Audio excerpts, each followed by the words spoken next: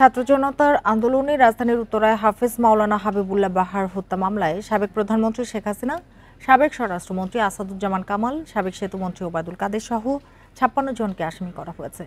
দুপুরে ঢাকার metropolitan magistrate Farzana Shakila সুমু চৌধুরীর আদালতে এই মামলাটি করা হয়।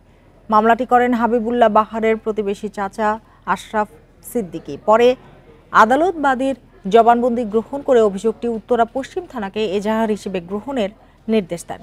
জানা যায়, গত ১৯শে জুলাই উত্তরায় গুলিবিদ্ধ হন হাবিবুল্লাহ বাহার। পরদিন চিকিৎসাধীন অবস্থায় তিনি মারা যান।